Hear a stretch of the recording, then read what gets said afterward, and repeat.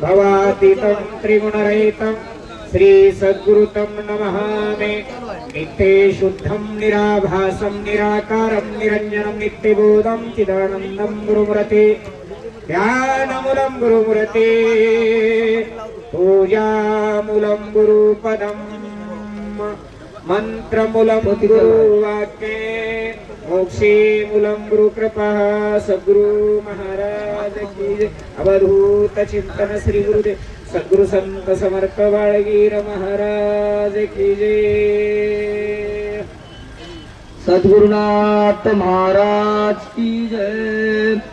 श्री आनंदाय नमो नमः, श्री अवधूताय नमो नमः। नमो जी सद्गुरु सुजाना, सकल गुणी गुण संपना।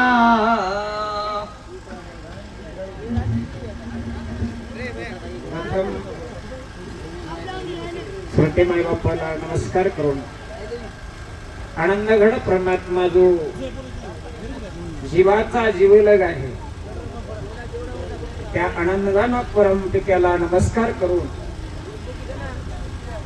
बाळगीर महाराज यांच्या चरित्र आणि या चरित्रामध्ये गुरुमाऊलींचं जे जीवन चरित्र जीवनामध्ये काय घडलेलं आहे हे ग्रंथकारांनी आपल्यासाठी करून ठेवलेले। कारण मागे संत काय केले, प्रथम संतांचं कृत्य असे असतं, अगोदर आपण करतात पुन्हा दुसऱ्याला शिकवतात। जे जे आपणाशी ठावे ते ते तरासी सांगावे, शहाणे करून सोडावे सकळ जन म्हणून या आनंदघन परमात्म्याचे चिंतन करत असताना आपलं परम भाग्य समजायला पाहिजे। आज श्री सद्गुरु संत समर्थ बाळगीर महाराज यांच्या नावात काय ताकद आहे महाराज, हे प्रत्येकाच्या आपल्या नेत्रानं आपण पाहत आहोत आणि या पदयात्रेचा तुम्ही आम्ही आनंद घेत आहोत। खरंच ही बाळगुरु माऊली आपल्या भिवू नकोस, जसं स्वामी समर्थ म्हणतात भिवू नकोस मी तुझ्या पाठीशी आहे, कसला हा बाळगुरूंचा अवतार या कलियुगामध्ये झाला आणि त्यांचं सकळ गुण संपन्न म्हटलं।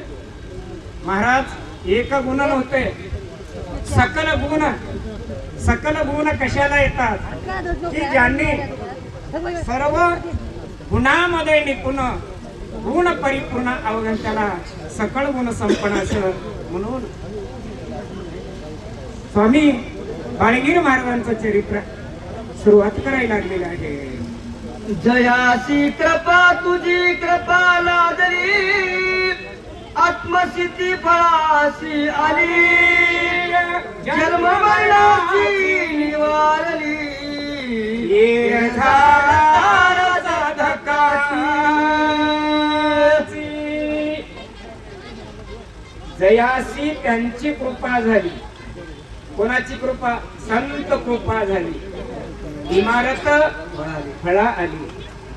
ज्यावर बाळगुरु माऊलींची कृपा झाली, अहो त्यांचं काय झालं, त्यांचे अगोदर मन स्थिर झालं। भक्ती करत असताना मना करारे प्रसन्न सर्व सिद्धीचे कारण, त्याला एक कारण आहे। कारण आपल्या मनामध्ये काही असेल तर मनामध्ये उठल्यानंतरच आपण कुठंतरी परमार्थ करत असतो। मन जर आपलं म्हटलं की आता आपल्याला यात्रेमध्ये जायचं तर आपण निघालो महाराज, आपोआप आपले हात चालतात पाय चालतात। पण आपल्या मनामध्ये जर नसेल, आपलं पाय उठत नाही आणि आपण या तीर्थयात्रेला आपण येऊ शकत नाही। म्हणून बाळगीर महाराजांची ज्या जीवावर कृपा झाली, संत हे उदार आहे, संत उदार उदार भरले अनंत भांडार, आली अशी देती दान संत उदार उदार, असे समर्थ बाळगीर महाराजांचा ज्यांच्यावरती आशीर्वाद झाला, आता तिथला आत्मसिद्धी नाही, त्यांचं जन्म मरण चुकलेलं आहे असं ग्रंथकर्ते सांगायला लागलेले आहे। काय महिमेचे सांगू कौतुक, माया बापाऊनी स्नाळी का, जगी वेगळी माता जनक, संसार माई कपे। आता संतान बापांचं कर्तव्य कसं आहे, माई बाप्यापेक्षाही प्रेम. आता म्हणत नाही की माय बाप्यापेक्षा अधिक संतांचं कसं प्रेम असतं. सांगू का माय बाप, आई बाप तर या जगामध्ये सर्वश्रेष्ठ आहेत. आई बापासारखं या जगात दैवत नाही, पण संतासारखं थोर या जगात कोणी नाही. कारण संत तुम्हाला काय केले, मार्ग धावून गेले आधी दयानिधी संत ते. तुम्हाला जो निर्गुण आहे, सगुण आहे, अशा देवाची ओळख आपल्याला संत महात्म्याकडून झालेली आहे. आता हे संसार कसं आहे, आपण नेहमी म्हणतो खलवीत ब्रह्म माईक सकळ मिथ्या हा प्रपंच जैशी आभाळ. मृगजळ संसार भ्रांतीचे पडला आत्माराम शरण परब्रह्म केवळ. आपण नेहमी आरतीमध्ये म्हणतो, पण त्या आरतीचा अर्थ तुम्हाला काही जणाला समजत नाही असं नाही, समजतं, पण समजून आपण कुठेतरी मायेच्या संसाराच्या बोहरेमध्ये तुमचा आमचा जीव अडकलेला आहे. आणि या अडकलेल्या जीवाला काढण्यासाठी संत मायबाप आपल्याला बोध करतात असे बोलू लागलेले आहेत. माता वाढवी मायेचा विस्तार, बाप दाखली सर्व संसार. परी भव सिंधू हा दुस्तर, न करे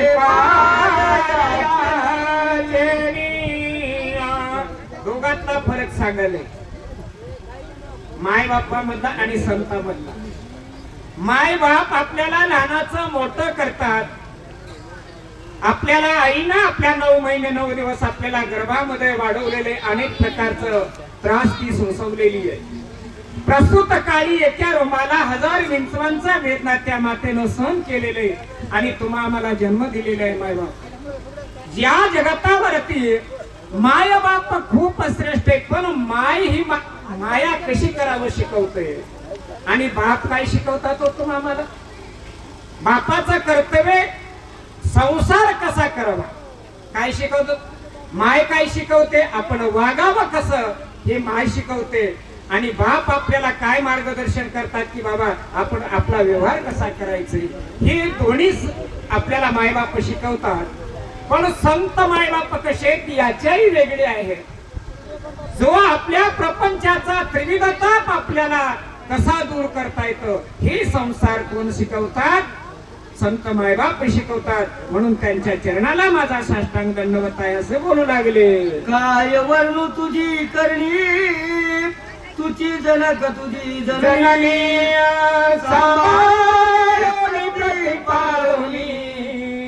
जनक जननी आहे तू, जनक जननी आहे तू, जनक आणि जननी. आता जनक जननी कुणाला म्हणावं, आपण नेहमी म्हणतो अभंगामध्ये आनंद जननी आनंद जनक, तयाची ओळख नाही कोणा, पैश प्राप्त होसी मोक्षे मिरासीसी, पाहावे मनासी विचारून. म्हणून संतांमध्ये संत काय करतात, तुम्हाला आपल्या जीवाचे जननी आणि जनन कोण आहे, या जीवाचे खरे मायबाप कोण आहे हे संत मायबापानं तुम्हाला ओळख करून देतात. मातेउनी मायावंत, पित्याउनी सांभाळिता, आत्मसुखाशी करी प्राप्त, याहुनी अद्वैत कोणते बळ, याहून आगळे कोणते बळ. काय म्हटलेलं आहे, याहून आगळे, आगळे म्हणजे दुसरे, अण्णावाचे आगळे नाही बरं. याहुनी आगळे कोणतं काय म्हणलं, ह्याच्यापेक्षा वेगळं काय आहे का म्हणलं. मग संत मायबाप काय करतात, माय बापावनी आपला सांभाळ करतातच, याच्यात काय संशय नाही. संत हे कृपाळू आहे, संत हे दयाळू आहे. संत दयाळ दयाळ, करी भक्ताचा सांभाळ. संत दयाळ दयाळ, संतांच्या अंगी दयाळूपणा आहे आणि मायाळूपणा आहे आणि पुन्हा कृपाळू आहे, कृपाळूपणा आहे. संतांच्या अंगचे 3 गुण आहेत. प्रथम संत कसे आहेत? दयाळू आहेत, मायाळू आहेत आणि पुन्हा कृपाळू आहेत. कृपा दयाने केली संते. त्या संतांना जर आपल्यावर जर कृपा केलं तर जे होईना ते शक्य होते, अशक्य ते शक्य करतील स्वामी. काय करतात स्वामी? जे गोष्ट अशक्य आहे ते शक्य करण्याची ताकद संत मायबापामध्ये आहे. आणि आपल्याला आत्मसुखाला प्राप्ती. आत्मसुख कशाला म्हणावं?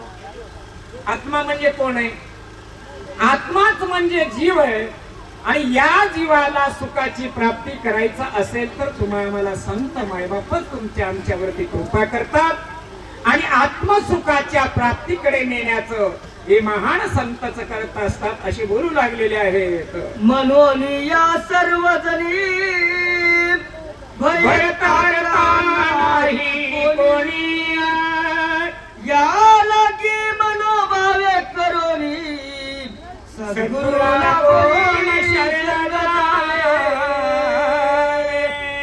सद्गुरु लागोनी शरण जावे. शरण कुणाला जावं? शरण गुरुला जाय म्हणा तू. शरण गुरुला जाय. का? गुरुशिवाय आपल्याला कोणी तारणार नाही. गुरु कोण आहे? गुरु संत कुळीचा राजा, गुरु प्राण विसावा माझा, गुरु बिन मार्ग नाही तुझा देव, पाहता त्रिलोके. या त्रिलोकामध्ये गुरुशिवाय तुम्हा आम्हाला कोणी तारणार नाही. आणि गुरु काय करतात? म्हणून तुम्ही आम्ही सद्गुरूला शरण जावे, ध्यानी धरून ओळखावे आनंद देव.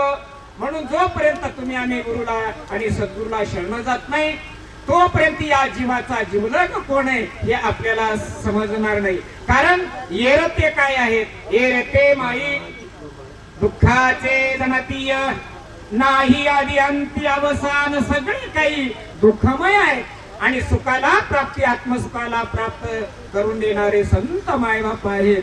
म्हणून तुम्ही आम्ही त्या सद्गुरूला शरण गेलं पाहिजे. मनाल जरी हा बोला हावट, तरी हा पूर्वीचा श्रेष्ठचा वैवट, परब्रह्मीचा उतार वरिष्ठ शरण गेले.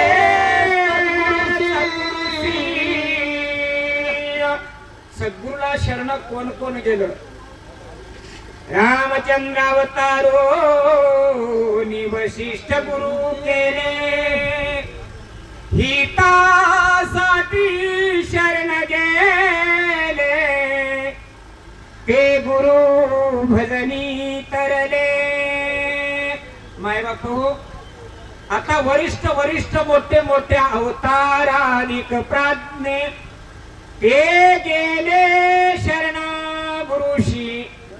वशिष्ठ इतराली शरण सद्गुरूच्या पायापासी. वशिष्ठ असो, व्यास असो, अनेक देवी दैवता असो, पण त्या सद्गुरूला शरण गेले. सद्गुरू कोण आहे? आणि सद्गुरू म्हणावं कुणाला? मायबाप, ज्यांनी या आपल्याला भवसागरामधून सोडवतात. भवबंधन तोडावे गे, जे आपलं भवबंधन तोडतात त्यांना सद्गुरू. आता सद्गुरू तर काय नाही माया, रूप नाही रेखा, अच्युत आनंद रेखा का भजना. त्या तुम्ही आम्ही सद्गुरूला शरण जर जायचं तर अच्युत आहे. म्हणजे त्याला काय नाही माया, रूप नाही रेखा, अच्युत आनंद रेखा का भजना. तो सद्गुरू कायाच्या मायाच्या अलिप्त आहे. आणि काही सद्गुरू सगुणात आहेत, आपल्याला मार्गदर्शन दाखवतात. आणि मार्ग दाखवून तुम्हाला भवसागर कसं तरायचंय हे तुम्हाला ज्ञान देण्याचा प्रयत्न करतात. त्यांना सुद्धा सद्गुरू म्हटलेले अर्थात. कारण देव तर तसा निर्गुणही नाही आणि सगुणही नाही. पण निर्गुण आणून सगुण कोणासाठी? निर्गुणात सगुण आणले, सगुण निर्गुण मिळविले, काय हो उतरायाची सोडवण केले जीवाची आरती ब्रह्मानंदाची.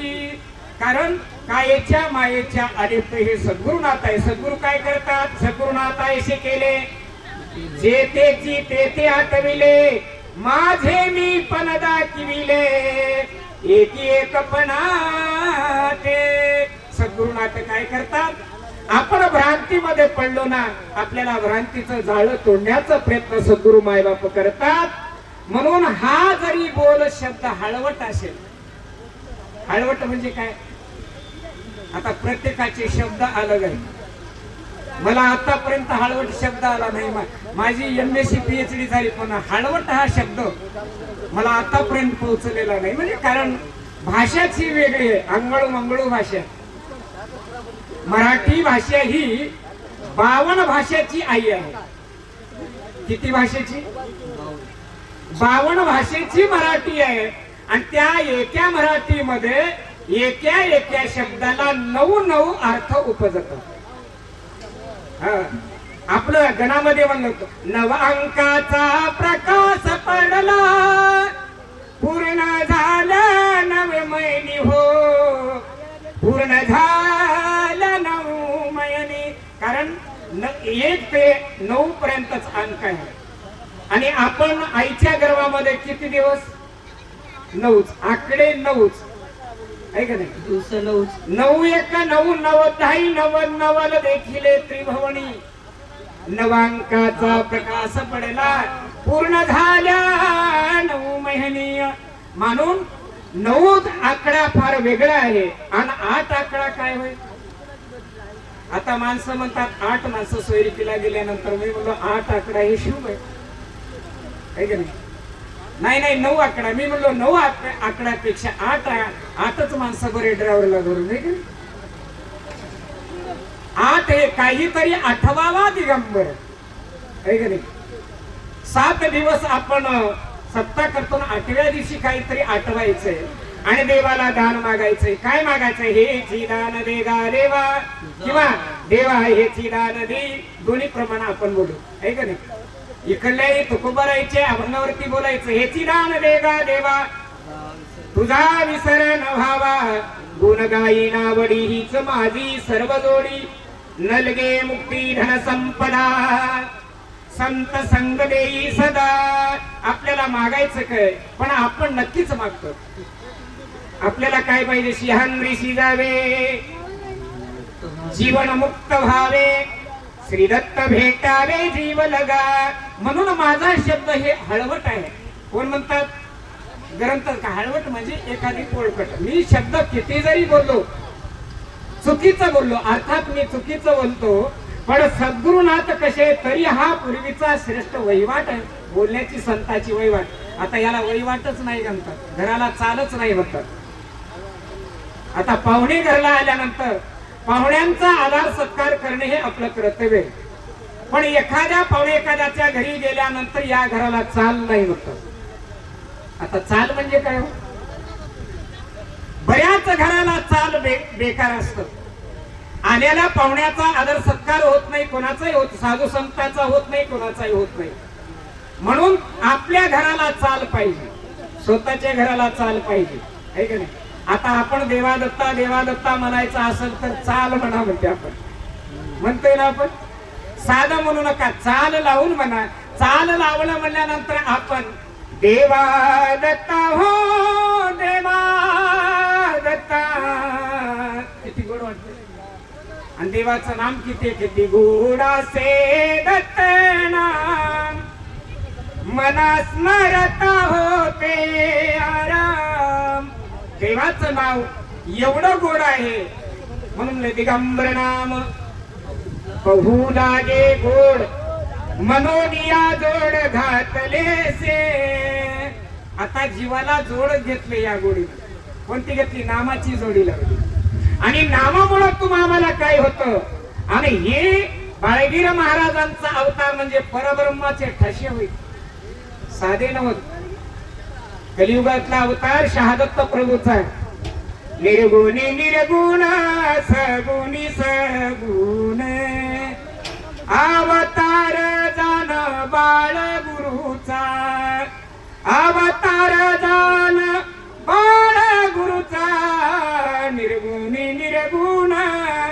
सगुनी सगुण उगाच पाण्याचं तूप होत नाही माय बाबा. आपल्याला दुधातलं तूप काढता येत नाही. आपण केलेलं तूप कोणी खात नाही, आहे का नाही?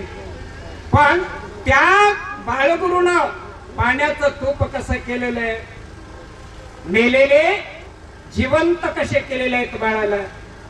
खूप खूप महाराजांचे चरित्र आहे हो, पण कमी रेखाटलेले. तेव्हा महाराजासोबत नाही चरित्र रेखाटायला कोणी नव्हतं. सुभाष पाटील तेवढे तर कृपा केली आपल्यावरती बरं काय. महाराज काय आहेत हे आपल्याला समजून दाखवण्याचा सुभाष पाटलांनी तुमच्या आमच्यावरती कृपा केलं. म्हणून संतांचं चरित्र हे विशेष आहे. आणि बाळगीर महाराज म्हणजे केवळ परब्रह्मचे ठसे होते असे कोण सुभाषजी पाटील बोलू लागलेले आहेत. तिन्ही लोकी देवदानव कर्मभूमी सी मानव सेविला नाही कधी गुरु ऐसा कोणी दाखवा ऐसा कोणी दाखवा नामे तरला नाही कोण ऐसा द्यावे ऐसा द्यावे निवडून. ज्याने नाम घेतलंय तो तरतोच, पण तरले तरती हा भरवसा ऐसा नामधारकाचा ठसा. मागे तरले पुढे तरतील याच्यात काही संशय नाही, पण तुमचा आमचा विश्वासच नाही. विश्वासकम फलदायकम. आता आपण नाम जपत असताना या नामानं आमचा होतो, कोण्या नामानं उद्धार होतो, काही प्रणामानं होतो, काय निजनामानं होतो, काही अजरांबर नामानं होतो, काही सप्त नामानं होतो. हे तुम्हा आम्हाला भ्रांती पडली. मग भ्रांती कशी आहे? भ्रांती मायापुर कैसा उतरो मी पहिलं पार चिंता पडली फार देवा तू येई बा. या कलियुगामध्ये आपण शहादत्ताचं नाव कधीच घेत नाही. कलियुगाचे सरपंच म्हणजे शहादत्त प्रभू आहे. आपण दिगंबरा, आपण काय म्हणतो, दिगंबरा येई बा दत्ता अवधूता येई बा. मेन सरपंच राहूनच गेला हो, आहे का नाही? माजी सरपंचाचा आपण नाव घेतलो ना आणि ठसे मारायला चाललो, आहे का नाही? आता ते सरपंच आता दिगंबर तेच आहेत, देवदत्त तेच आहेत, अवधूत तेच आहेत आणि शहादत्त तेच आहेत. पण या कलियुगामध्ये जीवतारक शहादत्ताचे नाव, ज्या नामामध्ये शहादत आहे ते नाम अजरांबर आहे आणि त्या नामानं नक्कीच तुमचा आमचा उद्धार होतो. प्रत्येक नामामध्ये शहादत आहे, पण तुम्हा आम्हाला एकाच नामामधला शहादत माहित नाही, बाकीच्या नामामधला शहादत तुम्हा आम्हाला कसा कळेल? कारण तुम्ही आम्ही फक्त गुरुच केलंय आणि गुरुची आज्ञा पाळण्याने. आणि आपण ग्रंथाकडे कधी निरखून पाहिले नाही ग्रंथ. आता असं काय झाले, गतकाळाची होळी झाली धरा उद्याची उंच गुढी. पुराण तुमचे तुमच्या पाशी उदयाला नवी पिढी. कारण मागे काळ गेला आणि पुढे सुद्धा असाच काळ जाणार आहे. काळाची उडी पडेल जेव्हा सोडविना तुला तेव्हा माय बाप सोडविना तुम्हा देशाचा सबदरी अनेक भले भले भले सोयी देते. म्हणून तुम्ही आम्ही सावध राहते. कर्मभूमी, या कर्मभूमीवरती देव दानव आणि मानव कोण कोण आहेत? देव दानव आणि मानव हे तिन्ही सद्गुरूला शरण गेले. राक्षसालाही शरण गेलो. राक्षस वरतीचे माणसंही देवाची भक्ती केली, माणसंही केले आणि दैवताही भक्ती केली. कोणाची? सद्गुरूचं स्मरण केले. आणि सद्गुरूचं स्मरण केल्यानंतर काय होते? सद्गुरु नामाचे स्मरण करीता होय दिव्य ज्ञान मती होय प्रकाश पूर्ण प्रातकाली समरलिया. म्हणून तुम्ही आम्ही सद्गुरूचं नाम स्मरण केलं पाहिजे. आता मानवाला मानव रूपामध्ये गुरु रावाले. धरुणी मानवाची काया येती वेस घेऊन या वसे दिनासी ताराया विडा घ्यावो सद्गुरु राया. सद्गुरु तुमच्या आमच्यासाठी विडा आणला. कोणता आणलाय? कोणतं फलाने? ज्ञान हे पुंगी फल भक्ती नागवेले दल वैराग्य चूर्ण निर्मल लवंगा सक्रिया सकळ विडा घ्यावो सद्गुरु राया. आता तुम्हा आम्हाला विडाच कळायला नाही. आपण म्हणायलो महापूजावर विड्याचा अर्थ तुम्हा आम्हाला कळायला पाहिजे. विडा घ्यावो सद्गुरुराया. आपण सद्गुरूला विडा देतो आणि विडा खाऊन कच कच कच कच कच चावल्यानंतर तो प्रसाद पुन्हा आपल्याला रिटर्न देतो आणि त्या प्रसादात ताकद येते, है का नाही? प्रश्न कोण विचारायला पाहिजे? अगोदर उत्तर का प्रश्न? अगोदर प्रश्न नंतर उत्तर. आता उत्तरच सांगायला, उत्तरला प्रश्नच नाही पुन्हा, है का नाही? उत्तर एकदम सांगून टाकलं आणि त्या उत्तराला तुम्हाला प्रश्न प्राप्त करता येत नाही. म्हणून परब्रह्मीचा अवतार सद्गुरु संत समर्थ बाळगीर महाराज आहेत आणि वरिष्ठ आहेत आणि आपल्याला कळालं नाही.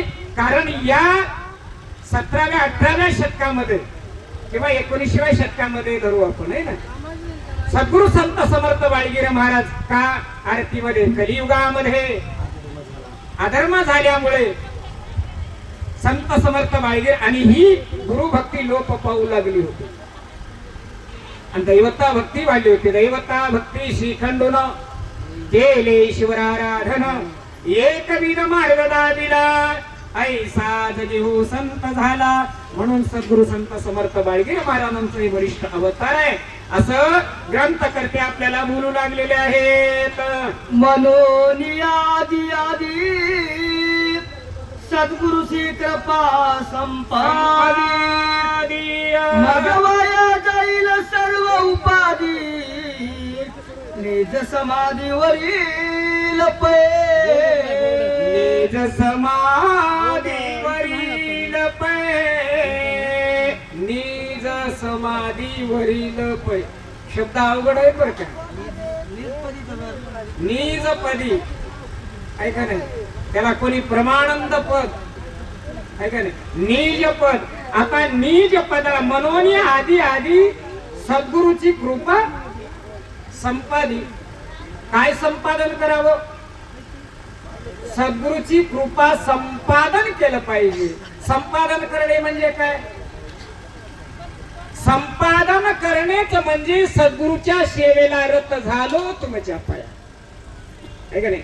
हे उद्या दिनाची दया का धाव पावस क्या गुरुराया. हे उद्या दिनाची दया, है का नाही? रत झालो तुमच्या पाया. कृपा संपादन करणे म्हणजे त्या कृपेश पात्र होणे. गुरु आपल्यावर उग कृपा करत नाही. कृपा कराले ते थोडी पाया पडेलो ब्राडी काय होणे तुम पासी मी तो अल्पची संतोषी. असं सद्गुरूला वाटावं की त्या शिष्यावर कृपाच केली पाहिजे, अशी भक्ती केलं पाहिजे आणि कृपा संपादन करून घेतलं पाहिजे असे कोण ग्रंथकर्ते बोलू लागलेले आहेत. या कारणे सद्गुरुची उपमा घ्यावया लागी कोणाची गरिमा. मनोनी सद्गुरुची महिमा सद्गुरु सारखाची. आता सद्गुरूला कशाचीच उपमा देता येत नाही, पृथ्वीची देता येत नाही, सागराची देता येत नाही, आकाशाची देता येत नाही, पंचतत्वाची आणि कोणाची सद्गुरूला उपमा देता येत नाही. आणि उपमा दिलं तर सद्गुरू तुम्हाला कळत नाही कोण आहे उपमा. सागरात सद्गुरू कसं आहे? सागर आहे, पण सागराच्या अंगी खारट पण आहे, बरोबर आहे. एखाद्याला गुळाप्रमाणे सद्गुरू आहे, पण गुळ खाल्यानंतर आपलं पोट नक्की दुखतंय. गोड सुद्धा तुम्हाला बाधक आहे आणि कडू बाधक आहेच आहे, यात संशय नाही. कडू, तुरट, आंबट आणि गोड प्रत्येक वस्तू बाधक आहे, पण सद्गुरु वस्तू ही साधक आहे. सद्गुरु वस्तू कशी आहे? साधक आहे. साधा वया भक्ती कात नाही लाज धरेत. म्हणून आपले सावध होई रे प्राण्या हे आनंदाची नाम.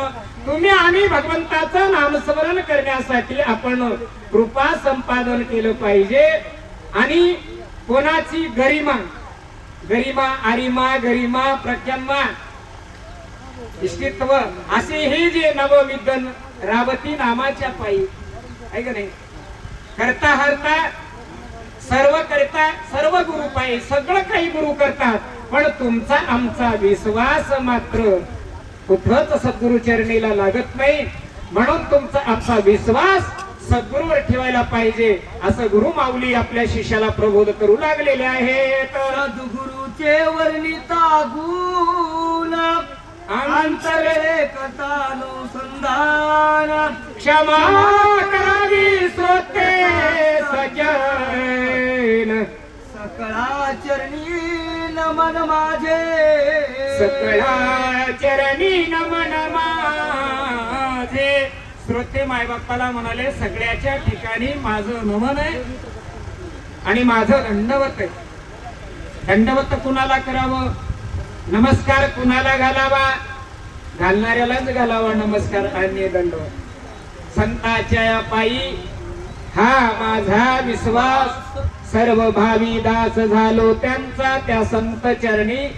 संत चरण रज लागता सहज, वासनेचे बीज जळूनी जाये. संताला दंडवत प्रणिपात केला पाहिजे. साष्टांग दंडवत कुणाला घातलं पाहिजे, संत मायबापांना घातलं पाहिजे. म्हणून आंतरलेख आता आहे कथानुसंधान. सद्गुरूचं जर आपण जर ज्ञान घ्यावं तर हे ग्रंथामध्ये हे सद्गुरूचं ज्ञान बसतच नाही. विपुल ज्ञान आहे, अनुपम्य ज्ञान आहे आणि ते अनुपम्य ज्ञान आता आम्हाला काही समजत नाही. म्हणून श्रोते मायबाप हो, मला क्षमा करा, करा क्षमा अपराध. महाराज तुम्ही सिद्ध नाही उच्चारीला, अधिकार मी आपुला. आता अधिकार माझा नाही, पण माझ्यावरती काहीतरी सद्गुरूची कृपा झाल्यामुळं हे मी या ग्रंथात टिप्पण केलेले असं ग्रंथकर्ते बोलू लागलेले आहेत. करिता सद्गुरूचे भजन किंवा स्तुती करिता श्रवण, मन होऊन गेले मना, या लागी वेडावले, या लागी वेडावले, या लागी वेडावले. आपलं मन वेडावून जात. पण तुम्ही आम्ही येडे कुठं झालो, तुम्ही आम्ही प्रपंचामधले येडे आहोत आणि परमार्थातले येडे बी नाही, शाले बी नाही. परमार्थामध्ये दोन्ही वस्तू आलं पाहिजे. झाले मी वेडी दरबार गुरुचे झाडी, झाले मी वेडी देह पितांबर फाडीला, नवरत्नाचा हार मी केला, घातली गळा वासना सोडी, दरबार गुरुचे झाडी, झाले मी वेडी. झाले मी वेडी. जसा माणूस संसारामध्ये अति वेड होता तसं परमार्थामध्ये सुद्धा येड झालं पाहिजे. येड लागल्याशिवाय म्हणते त्याला लय येड लागले मोबाईल बघायचं. आपण लहान लेकरायला म्हणायलो ना, आता प्रत्येकाला मोबाईल बघायचं वेड लागले ना, तसं तुम्हा मला परमार्थाची कोणत्या अवस्थेला गेल्यानंतर उन्मन अवस्था, उन्मन अवस्था ही अवस्था नाही. जागृती नाही, सुसुप्ती नाही, क्रिया नाही. चारी अवस्थेच्या पलीकडची अवस्था म्हणजे उन्मणी अवस्था आहे. आणि त्या उन्मणी अवस्थेला आपण पोहोचल्यानंतर आपला आपण कुठं बसलं की बस स्टँड मध्ये बसो, कोणाच्या मौतीला जाओ, कोणाच्या लग्नाला जाओ, कोणाच्या बारशाला जाओ, त्याच्या मनामध्ये काय राहते, देवा दत्ता हो देवा दत्ता, देवा दत्ता हो देवा दत्ता. याला कोणती अवस्था म्हणतात? त्याला काहीच कळत नाही. मी कुठं बसलो, मी काय करायलो हे समजत नाही. फक्त तो नामामध्ये वेडा असतो, त्याला उन्मणी अवस्था. आणि उन्मणी अवस्था झाला की आपला आपण भगवंताचं नाम स्मरण आपल्या कुठं येते, जीवेच्या शिवासनी वरी बैसले गुरुशी, प्रेमाचे जलाना शांती स्नान घाला त्यासी. परमार्थ करत असताना गुणमणी अवस्था प्राप्त झाल्यानंतर तितकीच माणसाला शांती यावी लागते, तितकीच दया यावी लागते. दया क्षमा शांती वस्ती निरंतर. जाती षडविकार षडरिक्वांतरी बाहेरी आनंद व्यापीला बाळगुरु बापूजीला सांगत असे. म्हणून आता मी माझ्यात राहिलो नाही, लेखणी फक्त भगवंतानी माझ्या हातात दिलेली आहे. असं कोण? आणि हे माझ्या मुखातून मी बोलत नाही, आणि माझा बोलवता धनी फार वेगळं आहे असं ग्रंथकर्ते बोलू